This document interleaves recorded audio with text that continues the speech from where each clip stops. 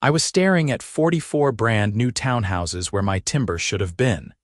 And the only thing keeping me from losing my mind was knowing that every single person who bought one of those units was about to have the worst day of their lives. My name is Marcus Webb, and I own 300 acres of prime timberland in Clackamas County, Oregon, just outside the Portland metro area. Well, I say own, but what I really mean is that I inherited it from my grandfather 5 years ago when I was 32. The old man had been a logger back when that meant something, and he'd spent his whole life managing those Douglas firs and western red cedars like they were his children. When he passed, he left me the land, a small cabin on the property, and a handwritten note that said, "Don't let the bastards take it from you." I thought he was being dramatic. Turns out, he knew exactly what he was talking about. The trouble started 18 months ago when I was working overseas. I'm a civil engineer, and I'd taken a contract job in Singapore that was supposed to last 6 months, but ended up stretching to nearly a year and a half. Good money, interesting work, and I figured the timber land could take care of itself for a while.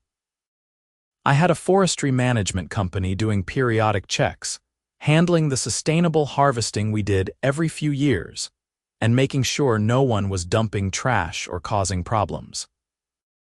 What I didn't count on was Linda Patterson and the Meadowbrook Heights Homeowners Association. Meadowbrook Heights was a development that had gone up about 5 years back, right along the eastern edge of my property. It was one of those cookie-cutter suburban nightmares where every house looked identical, and the HOA ruled with an iron fist. I'd had a few run-ins with them before I left for Singapore, mostly Linda complaining about how my unkempt wilderness was bringing down their property values. I'd told her politely that my land was private property and she could mind her own business. That seemed to settle things, or so I thought.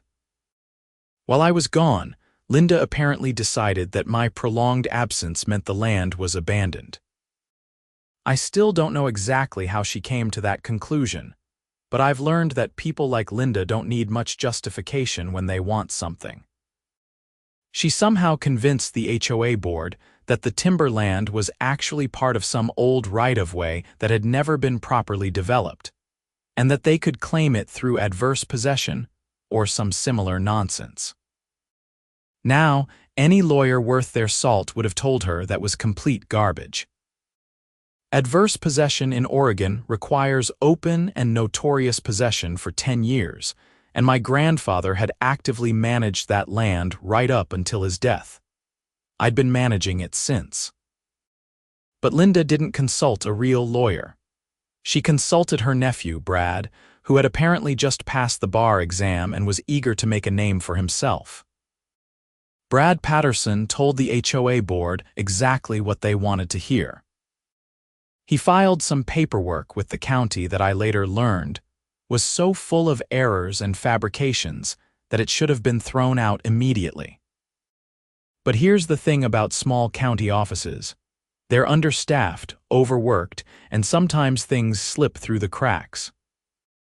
Especially when someone like Linda is being pushy and persistent, showing up in person every week to check on the status of her claim. The county recorder's office made a mistake. They filed Brad's fraudulent paperwork without proper notification to me as the legal owner. And just like that, on paper at least, the Meadowbrook Heights HOA suddenly had a claim to my 300 acres of timber land. Linda moved fast.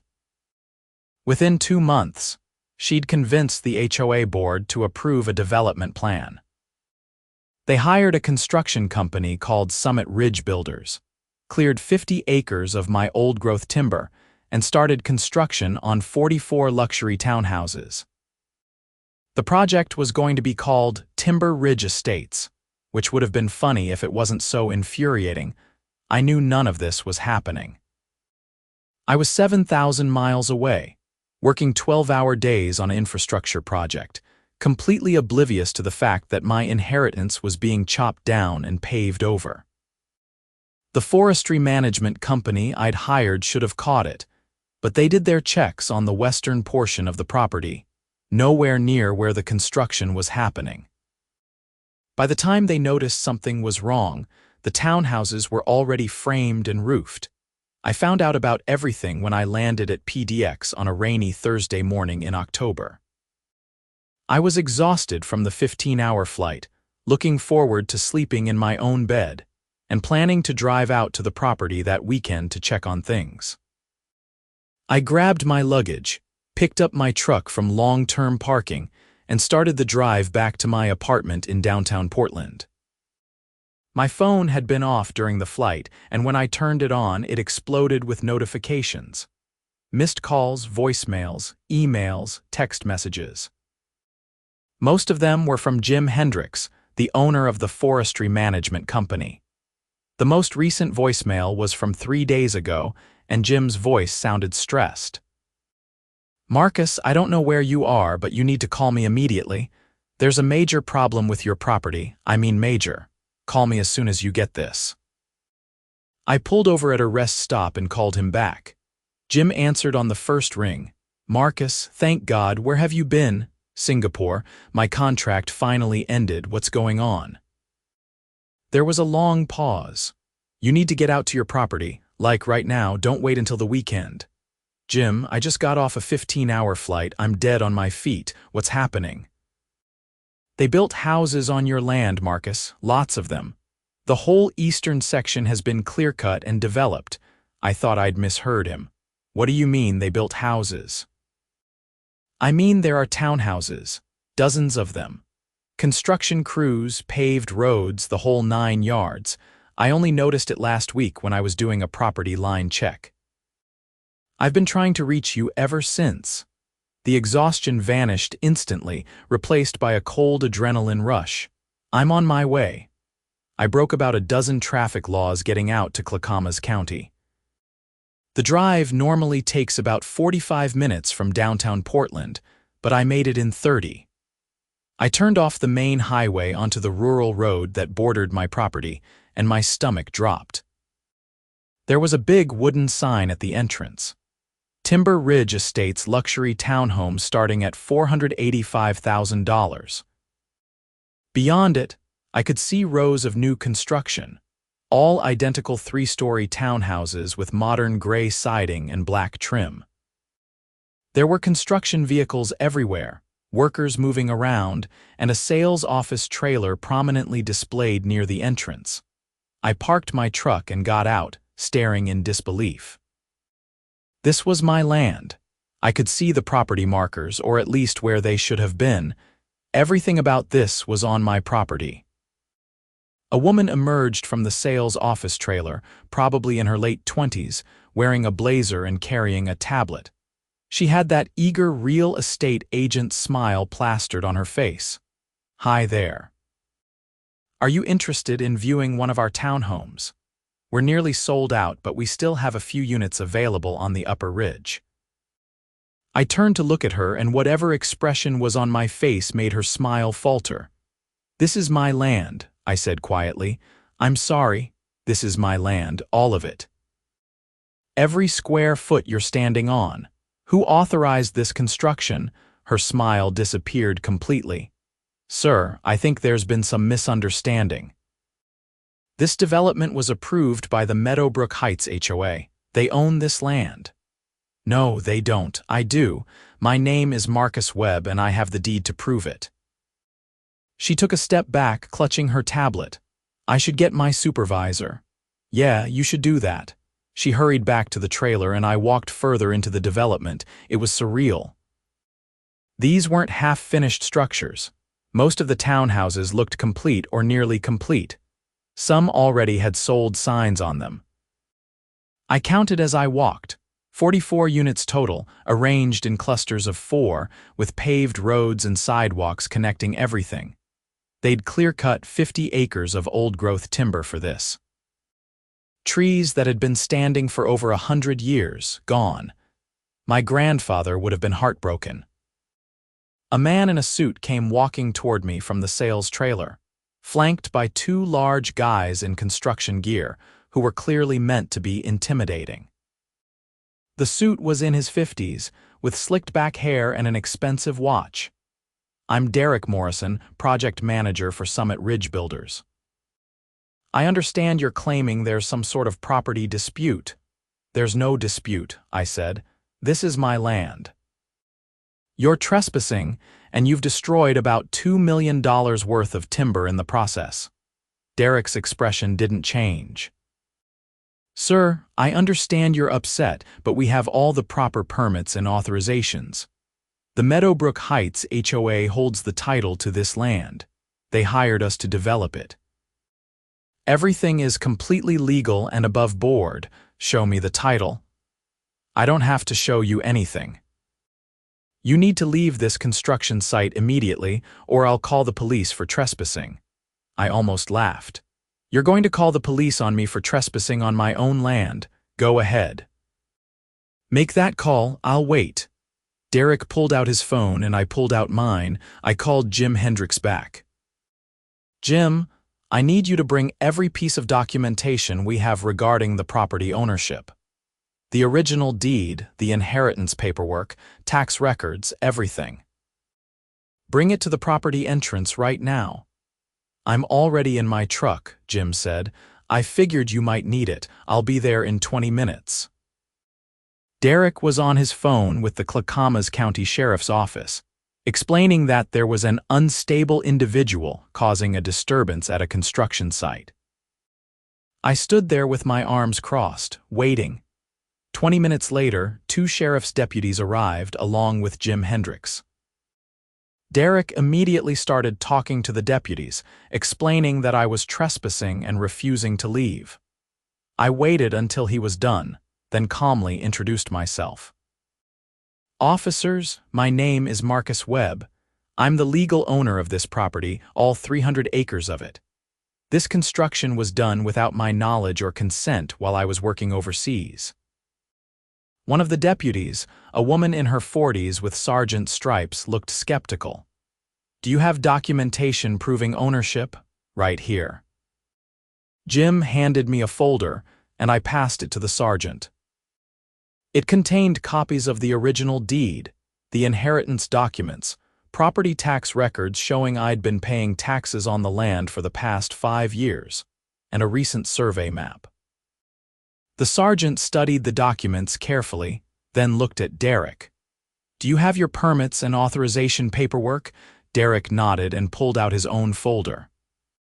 The sergeant compared the 2 sets of documents, and I watched her expression change from skepticism to confusion to concern. "There's a discrepancy here," she said. "These documents show 2 different parties claiming ownership of the same parcel. This isn't something we can resolve in the field. You're going to need to sort this out with the county and probably lawyers." "I agree," I said. "But in the meantime, I want all construction on my property to cease immediately." "We can't just shut down a construction site based on a disputed claim," the other deputy said. "Actually, you should," the sergeant said. She was still studying the documents. "These permits were issued based on an ownership claim that appears to be fraudulent. Look at the filing dates. The HOA claim was filed 18 months ago, but Mr. Webb has documentation showing continuous ownership going back 5 years through inheritance, and the original deed goes back 60 years. The HOA's claim doesn't make sense." Derek's face had gone pale. "We acted in good faith. The HOA provided us with all the necessary documentation." "That's between you and them," I said, "but you built on my land without permission." "That's going to be a problem for you." The sergeant handed the documents back to me. "Mr. Webb, I strongly suggest you contact a lawyer immediately. Mr. Morrison, I'm recommending that you halt construction until this ownership issue is resolved. If you continue building and it turns out you don't have authorization, you could be facing serious legal liability." Derek looked like he was going to be sick. "I need to make some phone calls." "Yeah," I said, "you should probably start with Linda Patterson." His eyes widened. "You know Linda?" She's the president of the Meadowbrook Heights HOA, right? She's had it out for my property for years. I'm guessing she's the one who convinced you all that this land was available for development. The sergeant was taking notes now. Mr. Webb, do you believe this was a deliberate fraud? I have no idea what I believe right now, officer, but I'm going to find out. After the deputies left, with Derek promising to halt construction pending legal review, I sat in my truck and made another phone call. This one was to Robert Chen, a property lawyer I'd used a few years back for some boundary dispute with a neighbor. He listened to my story without interrupting, and when I finished, he let out a low whistle. Marcus, this is bad. I mean, this is potentially criminal fraud bad. If the HOA filed false documents claiming ownership of your land, that's a felony. If they profited from selling homes on that land, that's another level entirely. What do I do? First, we file an emergency injunction to stop all construction and sales immediately. Then, we file a quiet title action to establish your ownership beyond any doubt. After that, we go after everyone involved. The HOA, their lawyer, the construction company, everyone. This is going to be complicated and expensive, but you have a very strong case. How expensive? Could be $50,000 or more, depending on how hard they fight. I closed my eyes. I had some money saved from the Singapore job, but $50,000 was still a huge hit. Do it. Whatever it takes. I'll start drafting the paperwork today. In the meantime, do not go back on that property. Don't confront anyone, don't make any threats, and document everything. Take photos. Get copies of any records you can find, and keep a detailed timeline of everything that happens. I spent the rest of that day photographing the entire development from the road, documenting every townhouse, every street sign, every sold sign. I counted 44 units total. According to the main sign, they were selling for between $485,000 and $565,000 depending on location and upgrades. Some quick math told me that if they'd sold even half of those units, the HOA and Summit Ridge builders had made over $10 million from my stolen land. That night, I barely slept. I kept thinking about my grandfather, about all the years he'd spent managing that timber, protecting it, planning for the future. He'd trusted me to take care of it, and I'd let him down by being too far away to notice it was being stolen. Robert filed the emergency injunction the next morning. The hearing was scheduled for the following Monday, which meant I had 3 days to prepare. Robert suggested we try to gather as much information as possible about how the HOA had filed their fraudulent claim. I started at the Clackamas County Recorder's Office, requesting copies of all documents filed regarding my property in the past 2 years. The clerk, a tired-looking woman named Sandra, pulled up the records on her computer and frowned. "That's odd," she said. "What is?" "There are 2 separate ownership claims filed for the same property. One from you, which is the original deed and inheritance documentation, and one from the Meadowbrook Heights HOA filed about 18 months ago." She clicked through a few more screens. The HOA filing claims the property was abandoned and that they're asserting ownership through adverse possession. Can I get copies of everything they filed? Sure, but I have to tell you, this HOA claim shouldn't have been processed. Adverse possession requires 10 years of continuous occupation. This paperwork shows they only claimed occupation for 6 months before filing. That doesn't meet the legal standard. So why was it approved? Sandra looked uncomfortable. I don't know. I wasn't working the day this was filed. Let me check the notes. She typed some more, then sighed. It was filed by Brad Patterson. The notes say he was very insistent that it met all legal requirements. The clerk who processed it was new, probably didn't catch the issues. Brad Patterson is Linda Patterson's nephew. He's a lawyer. Well, he's not a very good one if he filed this. This is clearly fraudulent. She printed out everything for me, and I spent the next hour in my truck reading through it all. Brad's filing was amateurish at best, criminally negligent at worst. He'd claimed the land had been abandoned for years, which was demonstrably false. He'd fabricated a history of HOA maintenance and occupation of the property that never happened. He'd even forged some documents claiming that my grandfather had agreed to transfer the property to the HOA before his death, which was an outright lie. This wasn't just a misunderstanding or a property dispute. This was fraud, pure and simple. I took everything to Robert's office. He read through the documents with increasing anger, shaking his head. "This is one of the worst attempts at land theft I've ever seen," he said. "It's so blatant, so poorly executed, that I'm amazed they got away with it for even a day." What do we do? Monday's hearing just became a lot more interesting. We're not just asking for an injunction anymore. We're going to request a full investigation into fraud. I'm also going to suggest you file a police report with the sheriff's office. Will they take it seriously? Marcus, someone stole your land and made millions of dollars selling houses on it. Yes, they'll take it seriously. That afternoon, I went back to the sheriff's office and filed a formal complaint. The same sergeant from before, whose name tag read SGT. Morrison took my statement. She studied the documents I'd brought, comparing them with notes from our previous encounter. "This is pretty damning," she said. "I'm going to forward this to our fraud investigation unit. They'll probably want to talk to you next week. What happens to the construction site in the meantime? That'll depend on Monday's hearing. If the judge grants your injunction, all work stops. If not," she shrugged, "you'll need to work it out through the courts." Monday morning arrived cold and rainy, typical Oregon weather. Robert and I arrived at the Clackamas County Courthouse at 8:30 for the 9 o'clock hearing.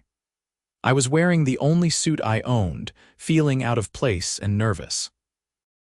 Linda Patterson was already there, along with Brad Patterson and a half-dozen other people I assumed were HOA board members. Linda was exactly what you'd expect. Mid-50s, short blonde hair in that "let me speak to your manager" style, expensive athleisure wear, and an expression like she just smelled something unpleasant. When she saw me, her face twisted into something between a sneer and a smile. "Marcus Webb. I heard you were back in town. Come to see your property being put to good use." I ignored her. Robert had warned me not to engage. Brad Patterson stepped forward. He was in his late 20s, wearing a suit that was slightly too big for him, clearly nervous. "Mr. Webb, I think there's been a misunderstanding. If we could just sit down and talk about this reasonably." "The time for talking was before you filed fraudulent documents and stole my land," I said. Derek Morrison from Summit Ridge Builders arrived next, along with his own lawyer. He looked haggard, like he hadn't slept in days. Behind them came a couple dozen other people, and with a sinking feeling, I realized they were probably the homeowners who'd already purchased townhouses. The hearing was held in front of Judge Patricia Hardwick, a stern woman in her 60s who had a reputation for not tolerating nonsense. Robert presented our case first, laying out the timeline of events, showing the original deeds and documentation, and presenting the fraudulent filing Brad had submitted. Brad tried to argue that the filing was legitimate, that the property had appeared abandoned, and that the HOA had acted in good faith. Judge Hardwick cut him off. "Mr. Patterson, I've reviewed the documents you filed. Adverse possession in Oregon requires 10 years of open and notorious possession. Your own paperwork shows 6 months. On what legal basis did you believe this met the statutory requirements?" Brad stammered. "Your Honor, I believed that the combination of the apparent abandonment and the public improvement. There is no such combination under Oregon law." Adverse possession has clear, specific requirements which you did not meet. Did you research this before filing? I. Yes, Your Honor, I believed. What you believed is irrelevant. What matters is what the law states, and the law is very clear on this matter. She turned to Robert. Mr. Chen, you're requesting an immediate injunction halting all construction and sales on the disputed property. Yes, Your Honor. We're also requesting a full quiet title action to establish my client's ownership beyond any doubt, and we're requesting the court order an investigation into potential fraud. Judge Hardwick nodded. The injunction is granted. All construction and sales activity on the property will cease immediately pending resolution of the ownership question. I'm also ordering the county recorder's office to flag the HOA's filing as disputed and potentially fraudulent. As for the fraud investigation, that's beyond my jurisdiction, but I'm noting in the court record that there appear to be serious irregularities in how this matter was handled. Linda shot to her feet. Your Honor, this is ridiculous. We've invested millions of dollars in this development. We have homeowners who have already purchased in good faith, Mrs. Patterson, that's your problem, not Mr. Webb's. You should have verified ownership before beginning construction. This hearing is adjourned. The gavel came down, and just like that, the entire Timber Ridge Estates development was shut down. The aftermath was immediate and chaotic. Derek Morrison looked like he was going to pass out. The homeowners who'd attended started shouting questions at Linda and Brad. Robert pulled me aside. That went better than I expected. The judge saw right through their nonsense. What happens now? Now we move forward with the quiet title action. That'll take a few months to work through the system, but it's mostly a formality at this point. The real question is what happens with all those townhouses. What do you mean? Well, legally, they were built on your property without your permission. That means they're your property now. But there are people who purchase them in good faith, not knowing about the fraud. It's going to get complicated. Over the next few weeks, the situation spiraled in ways I hadn't anticipated. The story hit the local news, and suddenly I was getting calls from reporters wanting interviews. Local landowners' property stolen by HOA was the headline in the Oregonian. The story went viral on social media, and I started getting messages of support from people who'd had their own nightmares with homeowners associations. Summit Ridge builders filed a lawsuit against the Meadowbrook Heights HOA, claiming they'd been defrauded and demanding reimbursement for their construction costs. The homeowners who'd already purchased townhouses filed their own lawsuit, both against the HOA and against Summit Ridge. It became a massive legal tangle, with everyone blaming everyone else. The fraud investigation moved forward quickly. Detective Sarah Wung from the sheriff's office met with me 3 times, taking detailed statements and gathering evidence. She told me they were building a case not just against Linda and Brad, but potentially against the entire HOA board for their role in approving and funding the fraudulent development. 2 months after the initial hearing, Robert called me with news. The quiet title action is complete. The court has officially confirmed that you are the sole legal owner of the property, and the HOA's claim has been declared fraudulent and void. I felt a weight lift off my shoulders. So it's over. The ownership question is over, but now we need to talk about what you want to do with the property.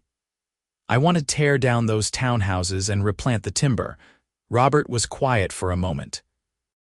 Marcus, I understand the sentiment, but that's not practical. The cost of demolition would be enormous, and you'd be destroying millions of dollars worth of real property. Plus, you have innocent homeowners who purchased in good faith.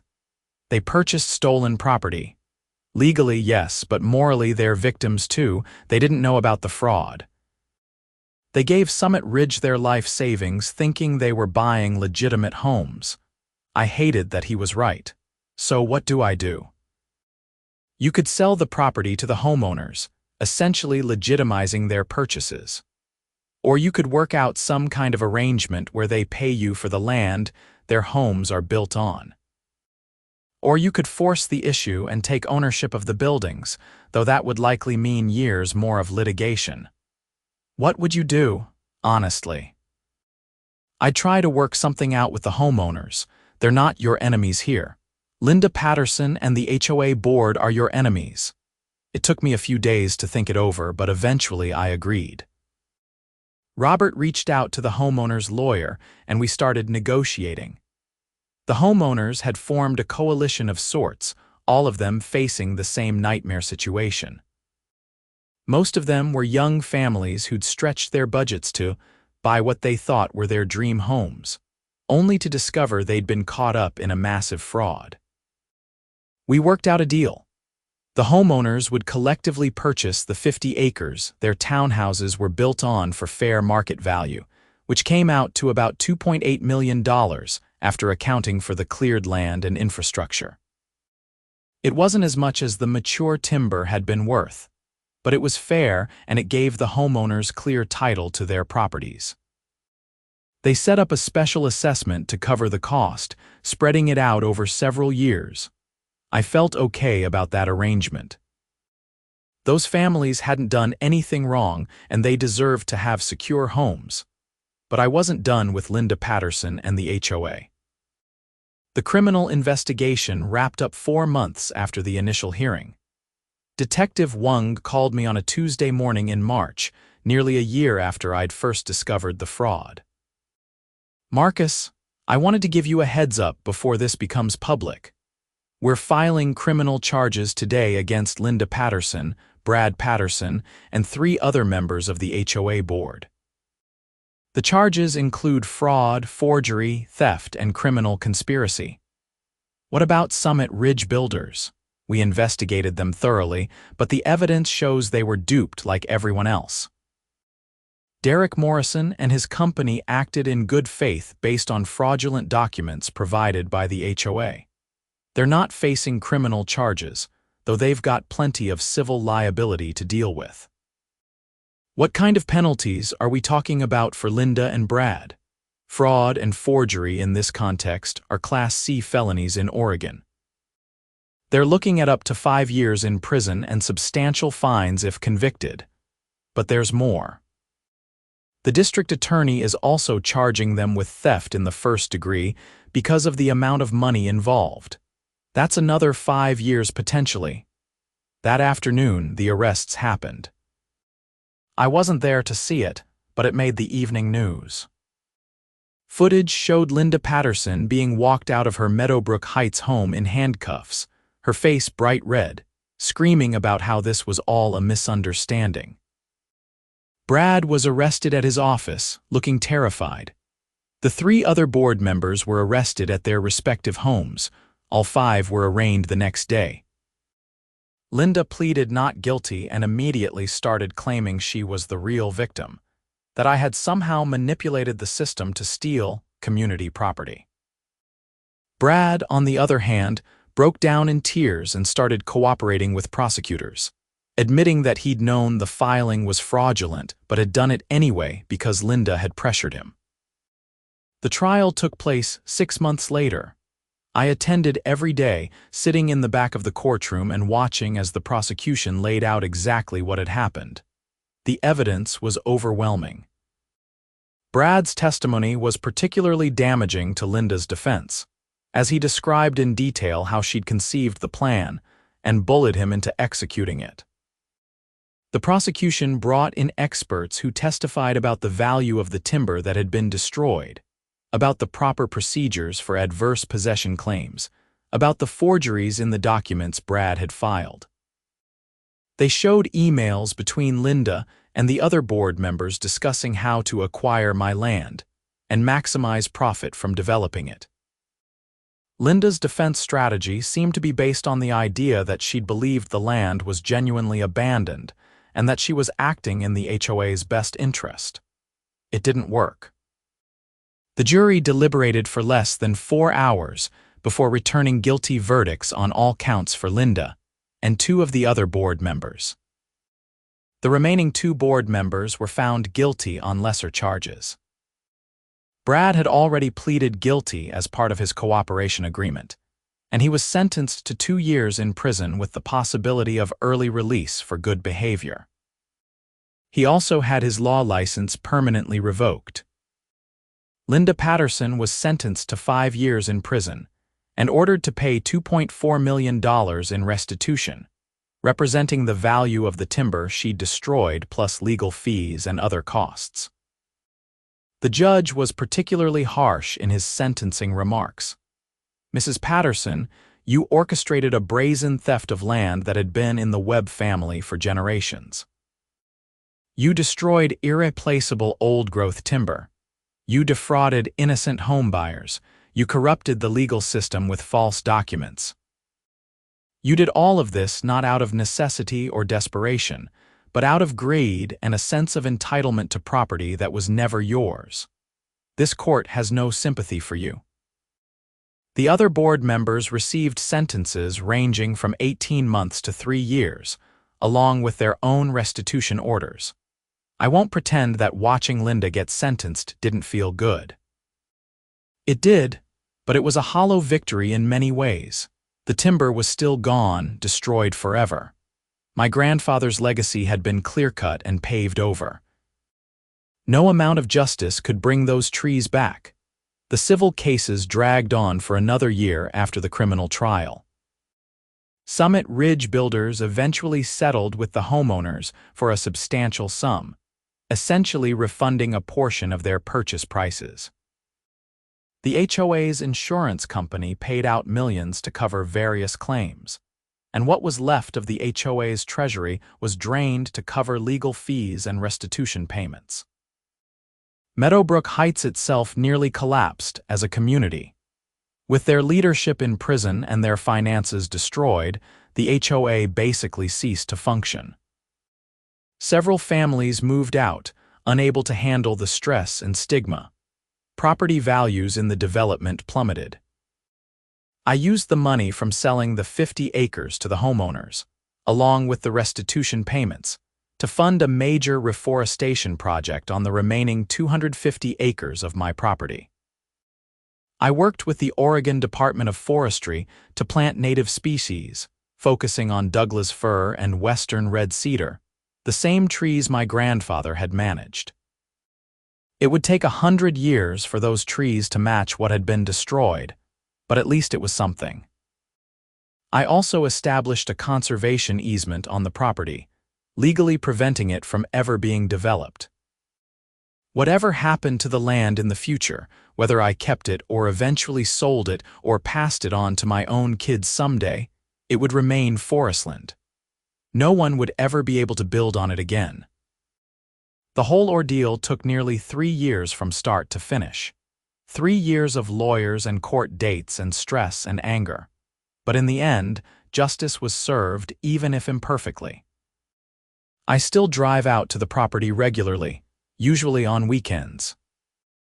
I park at the old cabin and walk through the remaining timber, checking on the new plantings, making sure everything is growing properly. Sometimes I walk to the edge of the 50 acres I sold, where the townhouses stand. Timber Ridge Estates is still there, and the families who live there have turned it into a real community, better than Meadowbrook Heights ever was. The homeowners know who I am, of course. Some of them were angry at first, feeling like I'd made them pay for Linda's crimes by selling them the land. But over time, most have come to understand that I gave them a fair deal when I could have made things much harder. A few have even become friendly acquaintances. One couple invited me to their kid's birthday party last summer, which was surreal but kind of nice. I've thought a lot about what my grandfather's note meant. Don't let the bastards take it from you. He knew that land attracts greed, that there would always be people who wanted what wasn't theirs. He was warning me to be vigilant to protect what he'd left me. I failed at that, at least initially. I let my guard down and Linda Patterson seized the opportunity. But I fought back and I won. The land is protected now, genuinely protected in ways that go beyond just my ownership. that's going to have to be enough. Sometimes I wonder what would have happened if I'd come back from Singapore just a few months later, after all the townhouses were sold and occupied. Would I have been able to fight it? Or would the legal system have decided that displacing dozens of families wasn't worth it, even if I was the rightful owner? I'll never know, and I'm grateful for that. Robert Chen told me once that property law is built on the idea that land ownership should be clear, stable, and predictable. When someone like Linda comes along and tries to muddy those waters with fraud and forgery, the system takes it seriously because the alternative is chaos. If people can't trust that their property is actually theirs, the whole foundation of real estate collapses. That's what Linda never understood. She thought she could game the system, exploit a technicality, and get away with stealing 300 acres of prime real estate. She thought her HOA presidency gave her some kind of authority to take what she wanted. She was wrong on every count. The day Linda Patterson was sentenced, I went out to the property afterward and just sat on the porch of my grandfather's old cabin, drinking a beer and looking at the forest. The sun was setting through the Douglas firs, casting long shadows across the ground. In a few years, those shadows would include the new saplings I'd planted, growing tall and strong. I thought about calling someone, celebrating somehow, but I didn't really feel like celebrating. Justice had been done, but it had come at such a high cost. 50 acres of irreplaceable old-growth forest, gone forever. 3 years of my life consumed by legal battles. Dozens of families traumatized by discovering their dream homes were built on stolen land, all because one woman felt entitled to something that wasn't hers. I finished my beer and headed back to Portland as darkness fell. The legal battle was over, but the work of restoration was just beginning. Those saplings I'd planted would need decades of care and management.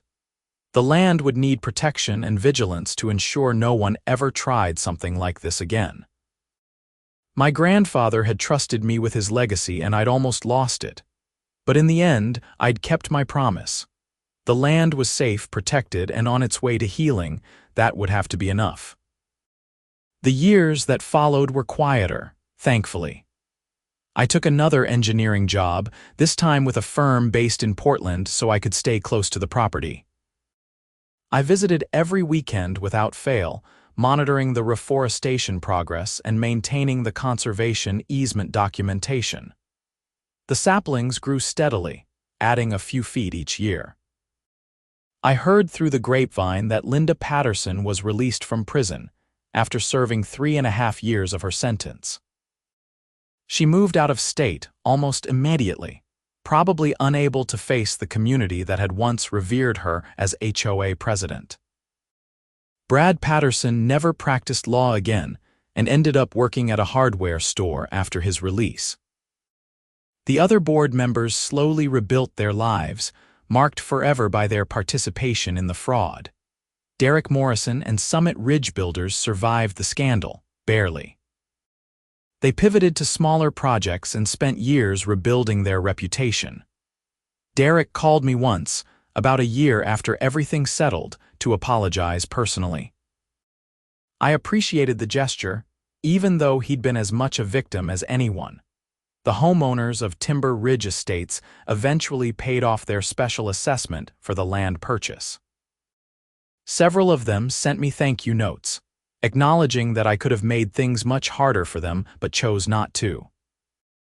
One family sent me a Christmas card every year, which always felt a bit strange but also kind of touching. Meadowbrook Heights itself never recovered from the scandal. The development became known throughout the Portland area as the place where the criminal HOA had operated, and property values never rebounded. Eventually, the remaining homeowners voted to dissolve the HOA entirely, opting instead for a simple maintenance agreement for their shared roads and amenities.